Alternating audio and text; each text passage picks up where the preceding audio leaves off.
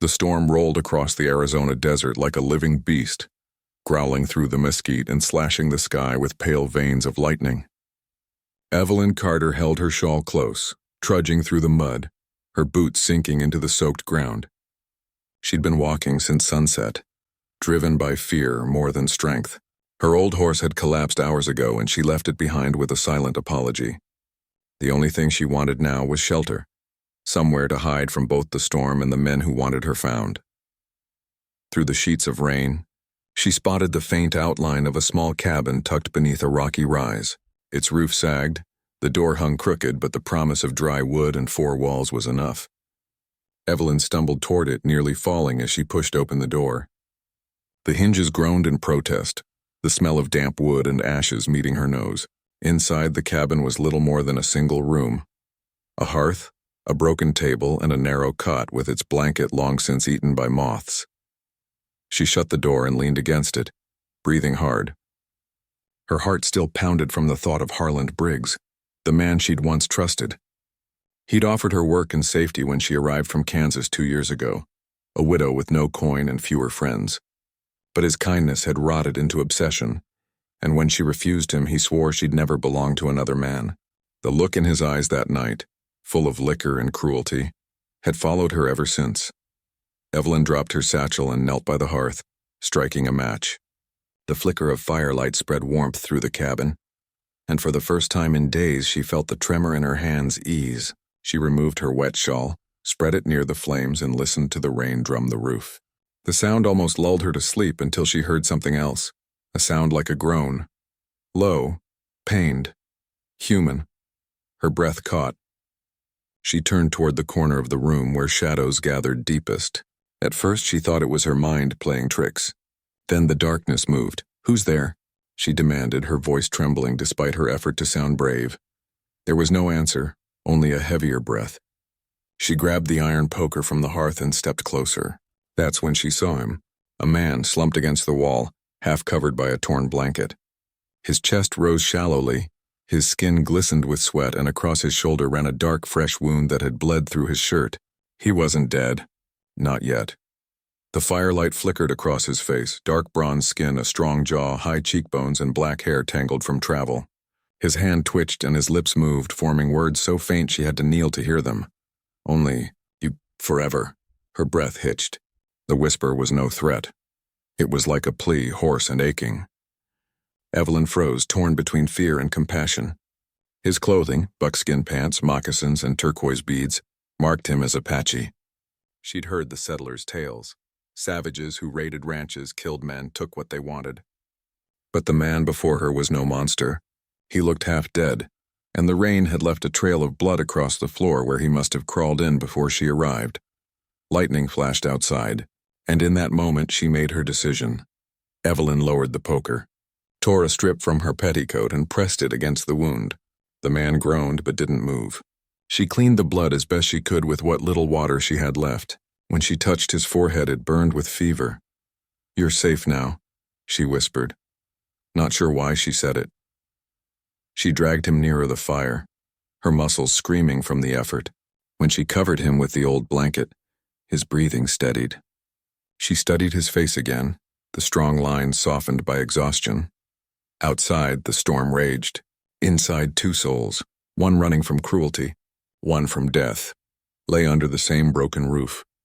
As she drifted to uneasy sleep beside the hearth, she thought she heard his voice again, softer than the wind, in a language she didn't know, ending once more in that same haunting phrase, "Only you, forever."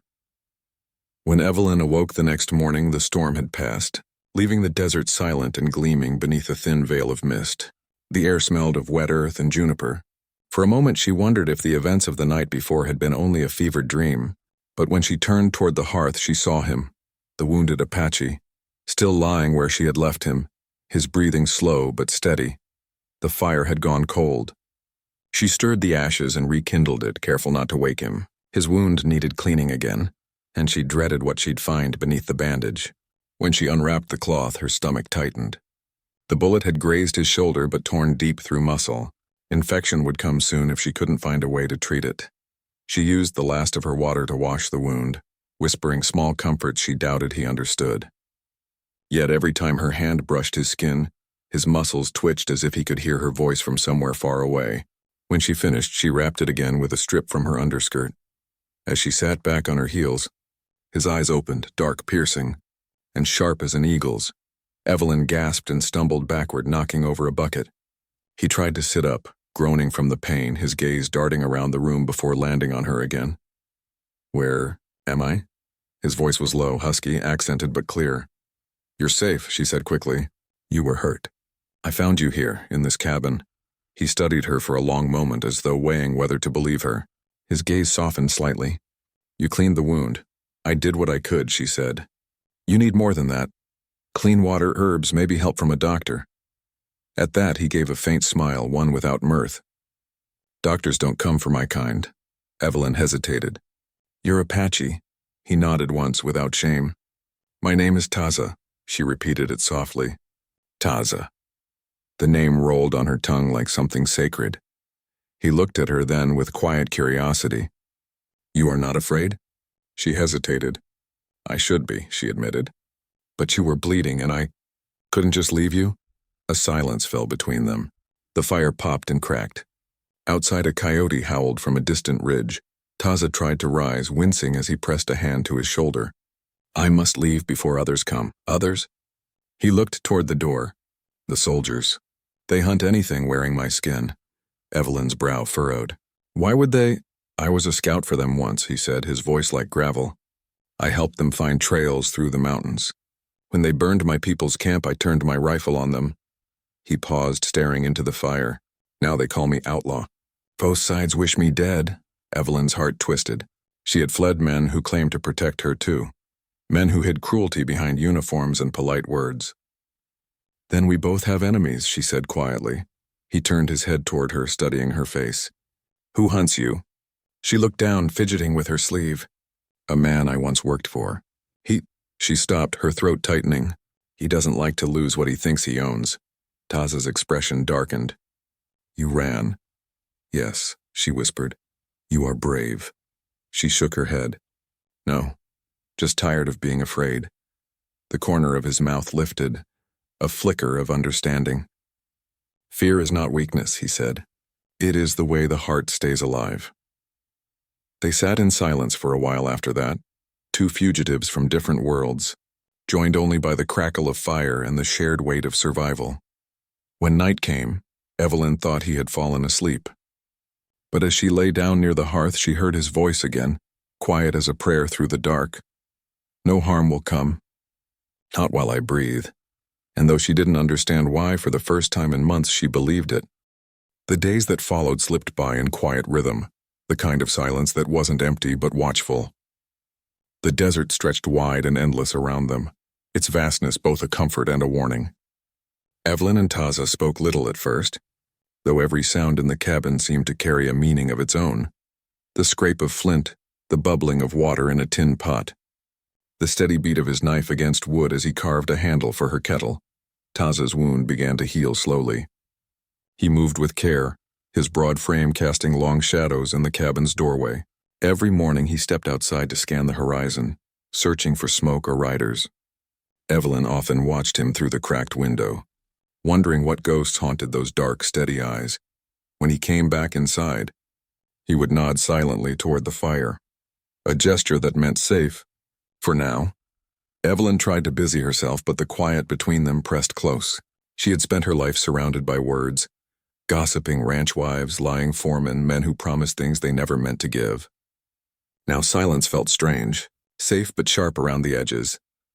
One evening, as the sun bled across the cliffs in streaks of orange and rose, she found herself speaking. "You never asked why I was running." Taza didn't look up from the piece of wood he was carving. "You would tell me when ready." She smiled faintly at that. "You talk like a preacher." He glanced at her, his expression unreadable. "Among my people, we listen before we speak. Words are arrows. They can heal or they can wound." That made her pause. "And which are mine?" He set the knife down, turning the carving over in his hands. A smooth shape of a bird, wings half spread. "You speak like someone afraid her own voice might betray her." Evelyn's breath caught. No one had ever seen her so clearly, not even her husband, God rest him. She looked down at her hands. Maybe I'm afraid. Every time I trusted someone, they tried to take more than I gave. Taza's gaze softened, the firelight painting gold across his face. Not all men take. I suppose I'll believe that when I see it, she murmured. For a long while, the only sound was the fire crackling. Then Taza shifted, reaching for a pot of herbs simmering over the coals. The scent of sage and mesquite filled the cabin. He poured some into a tin cup and handed it to her. For your sleep, he said. Bad dreams leave marks too. Evelyn accepted it, her fingers brushing his, just for a heartbeat. His hand was rough and warm, steady in a way that made her feel the trembling in her own. She looked up and their eyes met. For a breathless moment, neither of them moved. The silence that followed wasn't heavy this time. It pulsed with something unspoken. The quiet understanding between two people who had lost too much to trust easily, yet couldn't stop wanting to. Thank you, she whispered. He inclined his head. You saved me first, she smiled faintly. I thought you'd say I shouldn't have. Taza's lips curved just slightly. I do not question what the spirits bring. Outside, the wind picked up, moaning through the rocks. Inside, the fire burned low and the walls seemed to draw closer, holding in the warmth between them.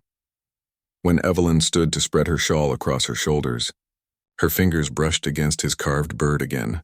It's beautiful, she said softly. It's not finished, he replied. Nothing worth keeping ever is. That night, Evelyn lay awake listening to the wind and his slow, even breathing near the fire. She thought of his words, of things unfinished, of wounds that healed slower than flesh. She wondered what it would mean to finish something together, to stay, to stop running. And just before sleep took her, she thought she heard his voice again, soft and low, like a promise spoken to the night itself. Only you, forever. The peace that had settled over the cabin was fragile, like thin glass under the weight of too much quiet.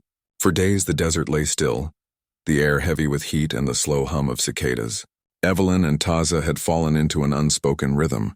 She cooked and gathered herbs from the canyon edge, while he hunted small game, his arm now strong enough to draw his bow again.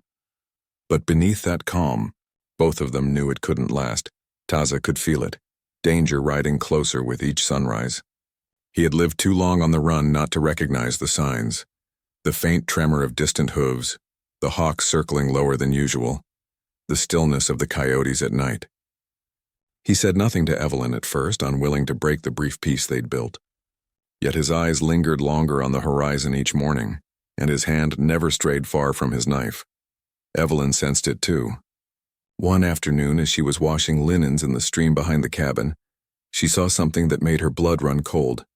A deep, fresh hoofprint pressed into the mud. The mark was wide, the metal shoe uneven. She knew that brand, Harland Briggs. Her heart stuttered. He had found her. By the time she returned to the cabin, her hands were trembling. Taza was mending a snare by the fire when she burst through the door. They're coming, she gasped.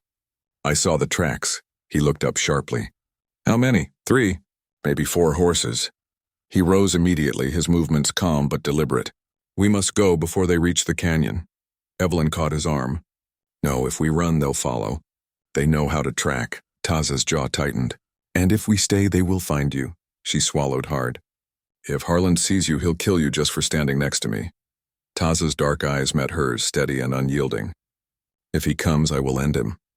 His voice was quiet, but it carried the kind of finality that chilled her blood. No, she said, shaking her head. You can't kill him. That's what he wants, to prove you're the savage he says you are. He didn't answer. He only began packing his things. A coil of rope, a knife, the small pouch of dried herbs she'd helped him make. Evelyn moved closer, desperate. Please, Taza, promise me you won't spill blood for me. He stopped and looked at her, the firelight catching the scar on his shoulder. When you found me, you did not ask who I was before you helped, he said softly. You saw a man dying and chose mercy. But if I do nothing now, I betray what I owe you. Her throat ached. Then promise me you'll live through this. He hesitated, then placed a hand over hers. I cannot promise that. That night, neither of them slept. The fire burned low and the desert outside was thick with moonlight and silence. Evelyn sat near the hearth, her shawl wrapped tight. while Taza stood by the window watching the canyon trail. Every time the wind shifted, she saw his silhouette, tall, still, carved from patience and quiet rage. When she finally closed her eyes, she dreamed of hoofbeats and thunder. And when she woke, it wasn't a dream. The first gunshot cracked through the dawn. Taza moved instantly, pulling her down behind the table. "Stay here," he ordered. She clutched his arm. "Taza," he looked down at her, his eyes dark and burning. "You said no blood," he murmured. "Then pray he rides away." And before she could speak again, he slipped out into the pale light, silent as shadow. Evelyn pressed herself against the floorboards, her heart hammering so loud she thought it might give her away. Through the open doorway, she heard the men shouting, their voices coarse with anger and drink, and above it all, then a faint, steady, like a prayer spoken into the wind, and she heard his whisper again, "Only you forever." The morning sun rose red, a bad omen in Apache belief, and Evelyn could feel the truth of it. The canyon echoed with the cries of men and horses, the air sharp with dust and danger. She crouched behind the hearth, trembling, clutching the small iron poker as if it could protect her from the chaos outside. Taza had vanished into the desert before the first light, leaving only a few quiet words. "If I do not return, run west and follow the hawks." She didn't know what that meant, but she clung to it like scripture. Now, through the cracks of the cabin's wall, she could see the riders approach, 3 of them, their rifles glinting in the dawn. At their head rode Harland Briggs, his wide-brimmed hat tilted low, his jaw unshaven, and his mouth twisted into the cruel smirk she'd never forgotten. "Evie," he called, his voice echoing off the canyon rocks. "Come on out, girl. I know you're in there." Her stomach turned. The way he dragged her name, like he still owned it, made her sick. He dismounted slowly, boot heels crunching against the dry earth. "You think you can run from me forever?" he sneered. "You belong back where you came from, on your knees, doing as you're told." Evelyn pressed her back to the wall, every muscle screaming for her to stay quiet. Her pulse pounded so loudly she could hardly hear his next words, but she caught one that made her blood run cold. "Find the Indian. He's worth more than she is." One of the other men laughed, spitting tobacco into the dust. "Heard tell he slit a captain's throat up in Fort Bowie. There's a bounty for his scalp." Evelyn's hand tightened on the poker. A faint rustle came from the rocks behind them. None of the men noticed. The next moment, Taza struck. He moved like a ghost, silent and precise, the kind of grace that comes from living too long in danger's shadow. His arrow hit the first man square in the chest before the others even turned. The second reached for his gun, but Taza was already upon him, tackling him from behind, knocking the rifle into the dirt. They struggled, sand flying, until the flash of Taza's knife ended it. Harland spun, gun drawn, face pale with fury.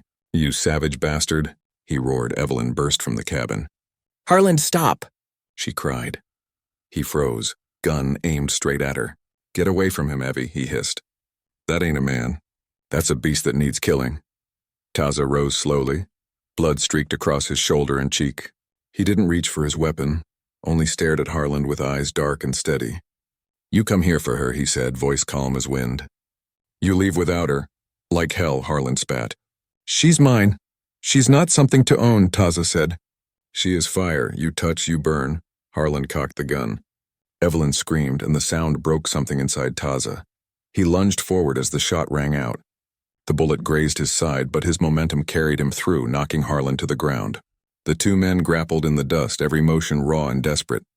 Evelyn rushed toward them, shouting for it to stop. Then suddenly it did. Taza stood, breathing hard, knife in hand. Harland lay motionless beneath him, blood staining the sand. For a long moment the world went still. Only the wind moved. Taza dropped the knife, his face shadowed with both relief and regret. Evelyn ran to him, catching his arm as he swayed. His blood soaked through her dress, hot and thick. "Why?" she whispered, tears spilling. "Why risk your life for me?" He looked down at her, pain and tenderness mingling in his voice. "Because your eyes found me before death could." She pressed her forehead to his chest, trembling as the desert sun climbed higher. Behind them, the wind began to erase the tracks, as if the land itself wished to forget what had happened. But Evelyn knew she never would. That night, as Taza rested by the fire half-conscious, she sat beside him and held his hand. And when he drifted into sleep, his lips moved, Barely a whisper, and the same words she'd heard in the darkness that first night. Only you. Forever. By the time the desert cooled again, Harland Briggs was nothing more than a name carried by the wind, and yet his shadow lingered. Evelyn buried the memory of that bloody morning deep, but the echo of it followed her like the low rumble of distant thunder. Every time she looked at Taza, she saw not just the man who had saved her, but the danger that came with him. They could not stay at the cabin. The gunshots would draw soldiers and bounty hunters alike, so when the stars began to rise, Taza saddled his horse, packed what little they had, and said quietly, "We ride south, into Apache lands. There no white man will follow." Evelyn hesitated, glancing at the wide, empty horizon. "They'll say I've been taken, that I've gone savage." He met her eyes, steady as stone. "They will say what they want. The desert knows the truth." She swallowed hard, then nodded. "Then let's go." They rode through the night, two silhouettes against the burning edge of dawn. The wind tasted of dust and juniper. Coyotes watched from the cliffs. The silence between them was no longer uneasy. It was a thread binding them together, something fragile but unbreakable. By the second day, the land began to change. The air grew drier, the sky wider. Taza's people had once called this valley home, a place of red cliffs, white sands, and springs hidden beneath stone. He led her to a canyon where ancient handprints marked the walls, faded by time but still sacred. "This was my mother's camp," he said quietly. "Before the soldiers came." Evelyn touched one of the red handprints. It was small, delicate, forever pressed into the rock. "You still come here?" He nodded. "When I need to remember who I am." She looked at him, at the calm strength in his shoulders, the gentleness in his silence, and wondered how a man hunted by both worlds could still carry himself with such quiet dignity. They made camp near a spring. As the fire crackled between them, Evelyn spoke softly. "Your people, they wouldn't welcome me, would they?" Taza stirred the flames with a stick, his face unreadable. "Some would not. They see only what was taken from us, our homes, our sons, our pride. They will look at you and see a thief." Her throat tightened. "And what do you see?" He looked at her then, the firelight catching his eyes. "I see a woman who does not belong to any man. And I see the price she has paid for that freedom." She didn't look away. "You've paid a price too." He gave a faint, almost bitter smile. "Yes, the white men hate me for my skin. My people hate me for what I've done for yours. There is no fire I can stand in without burning." Evelyn's heart ached at his words. Slowly she reached across the fire and took his hand. "Then stand with me. If the world won't have us, we'll make our own." His hand tightened around hers, and not roughly, but with a trembling kind of reverence. He rose and came around the fire, kneeling beside her. "When an Apache gives his heart," he said, voice low, "it is not to borrow, not to hold for a season. It is forever. There are no second promises." Her eyes shimmered. "And if I give mine?" He brushed a strand of hair from her face, his touch warm, reverent. "Then the spirits will bind us. Even death will not take it." For a long moment, the only sound was the wind through the canyon. Then, as the fire burned lower, he whispered, "You are the storm that brought me back from death, Evelyn. You are my heartbeat in the dark." She leaned into him, her forehead against his chest, and in that quiet, endless desert night, they both understood what it meant, the cost of choosing each other in a world that would never understand. When he finally spoke again, his voice was no louder than the crackle of flame. By dawn, the canyon shimmered gold. The wind whispered through the tall grasses, carrying the sound of 100 unseen spirits. Evelyn awoke beneath a woven blanket, the air still cool, her head resting where Taza had sat watch through the night. He was standing by the stream, his hair unbound, sunlight glinting off the blade of his knife as he carved symbols into a piece of cedar. She watched him, the fluid grace of his movements, the quiet concentration, and knew he was no longer just a man in her eyes. He had become something sacred, something she feared to lose.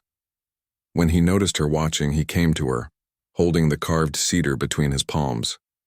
Upon it was a spiral surrounded by 4 small lines, the Apache symbol of life and protection. "This," he said softly, placing it into her hand, "is for your spirit. It will remind the desert that you are under my protection." She traced the grooves of the carving. "It's beautiful." "What are you making it for?" He looked at her, eyes deep as the canyon pools. "For our wedding." Evelyn blinked, startled. "Our what?" Taza's voice was calm, his tone unshakable. Among my people, when a man has chosen and a woman has stayed through danger and through silence, the spirits have already decided. The rest is only words spoken beneath the open sky. Her heart pounded. Taza, I've never, she faltered, unable to find the right words. Don't you need your people? A priest? He smiled faintly. We need only the wind, the earth, and truth between us. If the Great Spirit sees it, no man can break it. She searched his face for jest, but there was none. His expression was solemn, his intent real. And deep within her something stirred. Not fear, but peace. They climbed to a flat ridge overlooking the valley. Below them, the canyon stretched for miles, cliffs glowing amber, the river winding like a silver thread. Taza began the old rites in a low voice. Words passed through generations, thanking the spirits of the land for allowing two hearts to meet where war should have kept them apart. He handed her a small pouch of cornmeal. Sprinkle this to the wind. It carries our promise. Her hands trembled slightly as she did. The breeze caught the white grains, carrying them out over the desert, sparkling like snow in the sunlight. Then Taza drew his knife and cut a thin line across his own palm. The blood of my heart, he murmured. He held out the blade to her, waiting. Evelyn looked down at it, at the scarlet drop falling into the dust. Will it hurt? She asked quietly. Yes, he said. That's how you know it's real. She nodded and pressed her hand to the knife. The sting was sharp, brief, but when their hands joined, blood to blood, the pain disappeared into something deeper. Something alive. He lifted her joined hand to his chest. Now the spirits will know your name when they call mine. Her throat tightened with emotion. And if they ever try to take you from me? He smiled faintly, the desert wind tousling his dark hair. Then they'll have to take us both. For a moment, the world seemed to still. The air shimmered and even the wind went quiet. Then, as if the earth itself approved, a hawk cried from above, circling once before flying into the horizon. Taza turned to her, brushing his fingers along her jaw. It is done, he said softly. Evelyn Briggs is gone. You are now Sani's woman, wife of the one the white men call Lone Apache. Her eyes filled with tears, not of sorrow, but awe. She reached up, touching his face. Then I'll live as your people do. I'll learn their words, their ways, yours. He smiled, the first true unguarded smile she had ever seen from him. Then the desert has blessed us. That night they made a fire on the ridge and lay side by side, their fingers still bandaged together. The stars burned bright above them, and for the first time since either could remember, the world felt whole. Before sleep claimed them, Evelyn whispered into the darkness, Only you, forever. And from the shadows beside her, his deep voice answered, Only you. 3 weeks passed in peace, a rare gift in the desert. Evelyn and Taza made a home in the Red Canyon, between the wild sage and the whispering cliffs. She learned to grind corn, to track the faint prints of deer, and to read the wind the way Taza did, as if it spoke in a secret language only they could hear. He taught her to braid her hair the Apache way, and she taught him the words of her books, her letters from a world that had forgotten her. Their laughter, once strange in the empty desert, became a melody that even the hawks learned to follow. But the world beyond the cliffs had not forgotten them. It began one morning when Taza found fresh boot prints near the spring, sharp, heavy, foreign. His jaw tightened as he crouched beside them. 6 men, he murmured. Maybe more. White men? Riding fast, Evelyn felt her stomach twist. How could they have found us? He didn't answer right away. He rose, scanning the horizon, his eyes narrowing toward the north. Someone told them. The ones you saved me from, they must have spoken my name before they died. Soldiers will hunt what they fear. She took his hand, fear rushing through her like wildfire. What will we do? His voice was steady but cold. We hide. If they come close, we move south, deeper into the sacred lands. No one dares cross them. But before the sun set, the sound came, faint at first, then growing. The distant echo of horses, the metallic glint of rifles catching the light. Evelyn's breath caught. She turned to Taza, who was already gathering what they needed, the water skins, the bow, the medicine pouch. He moved with the calm precision of a man who had lived with danger all his life. When the riders appeared on the far ridge, Evelyn recognized the lead man, Captain Rowe, a soldier from Fort Stanton. His face was red with heat and pride, his uniform caked with dust. "There," he shouted, pointing down into the canyon. "The half-breed and the woman. Bring them in alive." Taza pulled Evelyn down behind the rocks as bullets cracked through the air, sending shards of stone flying. The horses screamed. Dust rose. The calm morning turned into chaos. "Stay low," he said, his voice quiet but commanding. "I'll draw them off." "No," she whispered fiercely, clutching his arm. "I won't lose you, not again." He looked at her, eyes dark and steady. "You gave me your blood, your name. I will not let them take what we made." Before she could answer, he was gone, moving like a shadow through the rocks, his bow drawn, arrows slicing the air with silent precision. One rider fell, then another. The soldiers scattered, shouting into the wind. Evelyn could only watch, her heart hammering with terror and pride. She had seen bravery before, but never like this. Never so fierce, so desperate, so beautiful. Then, a gunshot split the air. Sharp. Close. Taza staggered. The world froze. "No." Evelyn screamed, racing toward him. She fell to her knees beside him as blood darkened the sand beneath his shoulder. He was still breathing, his eyes finding hers through the haze of pain. "They won't stop," he whispered hoarsely.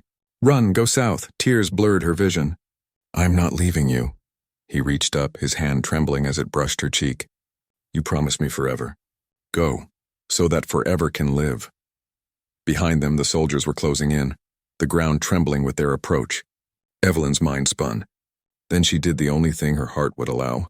She lifted Taza's arm around her shoulders and pulled him up, staggering toward the horses. Bullets hissed past like angry bees. Dust and fire filled the air. But Evelyn didn't stop. She wouldn't. As the canyon closed behind them and the last echo of gunfire faded, she whispered through her tears, "Hold on. Taza, the spirits aren't done with us yet." And far behind, Captain Rowe watched the trail vanish into the red horizon. His voice cold with vengeance, "We'll find them, even if it takes the whole damn desert." They rode until the sun fell and rose again, two fading shadows against a sea of red rock and wind. Evelyn's hands were raw from holding the reins, her arms trembling under Taza's weight. Blood soaked through the cloth pressed to his shoulder, dark and slow, but still too much. By the time she reached a shallow cave beneath a ridge, his eyes had fluttered closed. His breathing came in short, uneven bursts. Evelyn half fell from the horse, dragging him down beside her with desperate strength. "Taza," she whispered, shaking him lightly. "Stay with me, please, just stay." His lips moved, but no sound came out, only a faint, dry breath, like the whisper of the desert itself. Evelyn tore through their packs, hands shaking, searching for the small pouch of herbs and medicine he'd taught her to use. Her fingers brushed the carved cedar charm he'd made for her, the spiral of life and protection. She pressed it to her lips and prayed. "You said the desert knows the truth," she murmured through tears. "Then let it know mine. I can't live without him." She crushed the herbs with a stone, mixed them with water, and pressed the paste to his wound. The bleeding slowed, but his skin had gone pale beneath the bronze. His pulse weakened. For hours she sat beside him, wiping his brow, whispering words she couldn't remember learning. She told him stories, about her father's farm, about the boy who once promised to marry her before the war took him away, about the first time she saw Taza, bleeding, half wild, and yet the only man who had ever looked at her like she was more than what the world had left behind. The night came cold and merciless. Coyotes howled in the distance. Evelyn held him close, wrapping both of them in the blanket, her tears drying on his chest. "Please," she whispered again. "You said forever. You said the spirits would bind us." The stars wheeled above them, silent witnesses to her prayer. When dawn came, a thin warmth touched his face. His eyelids fluttered and a breath escaped him. Faint but real. Evelyn's heart leapt. "Taza," she gasped, gripping his hand. "You're here. You're with me." He turned his head slowly toward her, eyes half open, voice rough like gravel. "The spirits. They tried to call me." He coughed, wincing. "But I told them, I am not finished yet." Evelyn laughed through tears, half sobbing. "You stubborn man." His hand found hers. "You saved me again." She shook her head fiercely. "No, we saved each other." For days she nursed him, gathering cactus fruit, fetching water, guarding the cave at night with his rifle. The world outside might have been closing in, but inside that cave, time seemed to stop. Every moment he opened his eyes felt like a new beginning. When he could finally sit up, she pressed the cedar charm into his palm. "You made this to protect me," she said softly. "But maybe it was meant for both of us." He looked at her with quiet wonder. "You are stronger than you know," she smiled faintly. "Only because you taught me how to be." A hush fell between them, not of fear, but of something sacred. The kind of silence that follows when two souls realize they've crossed every line the world could draw. Outside, the wind picked up, whispering through the canyon. Taza listened for a long while, then said quietly, "They're coming." "The soldiers. I can hear their horses." Evelyn froze.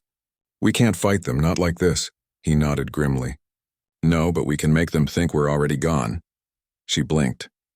"Gone?" He touched her cheek. "The desert buries its own. Let them chase ghosts." And as the sun rose over the ridge, the two began to prepare, for escape or for their final stand. For the love that had already defied death once and might need to do it again. That night, as he drifted into sleep, she whispered to him, her voice steady though her heart quivered. "If you fall again, I'll follow you, wherever you go." His hand tightened weakly around hers, and in the stillness he murmured, "Then the desert will have to hold us both." The sun rose like fire that morning, casting long shadows across the canyon floor. Evelyn stood at the mouth of the cave, watching the horizon burn gold. Behind her, Taza tightened the leather strap around his shoulder, his wound still raw but his spirit unbroken. "They will come by noon," he said quietly. Evelyn turned. "Then we'll be gone before they arrive." He gave her a faint, knowing smile. "The desert can hide us for a time, but it cannot change what we are." "They will keep hunting." She stepped closer, the wind catching her hair. "Then let them hunt.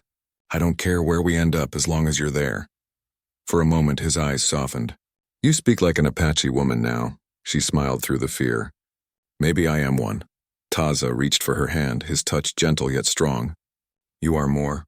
You are the bridge between what was lost and what can still be found." The morning passed in tense silence. They packed their meager belongings. The carved cedar charm, the medicine pouch, and a single worn photograph Evelyn had carried since she left home. It was all that remained of her old life, and she tucked it into the sand beside the fire pit before they rode out. "Let the wind keep it," she whispered. "That woman doesn't exist anymore." By midday, the distant thunder of horses echoed through the valley. Soldiers, as Taza had predicted. Dust rose on the northern ridge. Evelyn and Taza urged their horse south, deeper into the maze of canyons where the land twisted into red labyrinths only he knew. Gunfire cracked in the distance. A bullet struck the rock beside them, shattering stone. The horse reared, nearly throwing Evelyn, but Taza held steady, his jaw clenched. "Hold on!" he shouted, steering toward a narrow pass where the cliffs pressed close like giant walls. The path grew steeper. Arrows of sunlight cut through the stone, blinding her eyes. The sound of pursuit faded behind them, shouts swallowed by the roaring wind. When they finally stopped hours later, the world had gone still. They stood atop a high plateau overlooking the desert, endless and silent like the breath of eternity.